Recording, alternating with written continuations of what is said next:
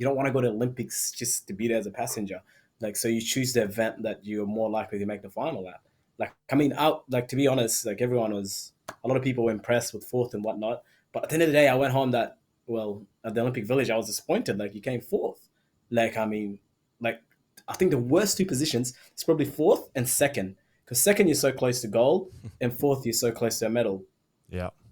So there's still like major disappointments because as an athlete, you're performance based. You're like performance based. Like it's great to be like it's an amazing experience, an amazing journey, and all that.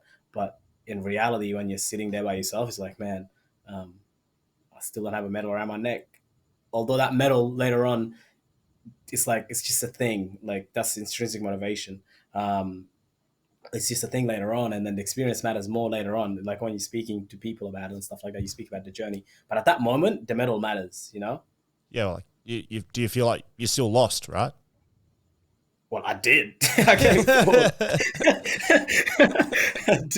I definitely lost.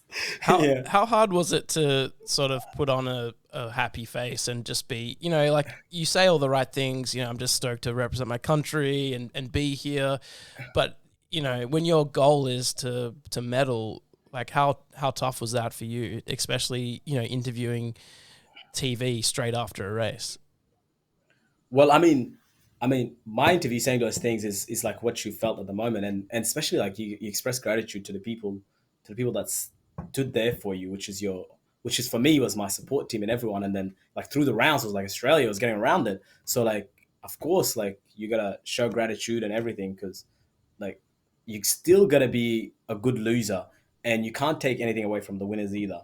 Like you're not gonna be mad like like as if you lost by accident.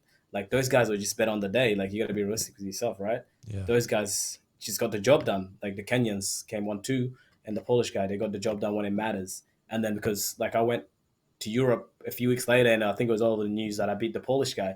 Like it doesn't matter. Like you beat him 2 weeks, 3 weeks later. You need to beat him on the day because that's what it counts for. Like on the day on that time. But like I wasn't putting any face. Like at that moment I was still proud that I finished that race, and I put myself like because I was at peace because I raced the way I wanted to race. It's just they were just better. That was it. Like, and I think people find that hard because you sound like you're defeated, but like if that's what it is, then that's what it is. Like they were just bet on the day. But it's still I was proud of the way I raced because I put myself in a place to win, and I wanted to win, blah blah blah, and all that stuff.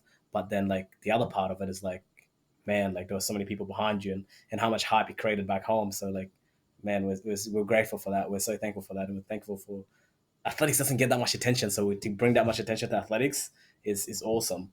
And then like to see your family out there celebrating and stuff like that, like you won a medal, it's pretty cool.